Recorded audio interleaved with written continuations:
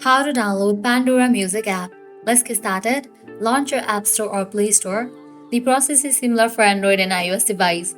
After you launch it, at the top you're gonna see the search box. Over there, type in the app name Pandora Music and then search for it.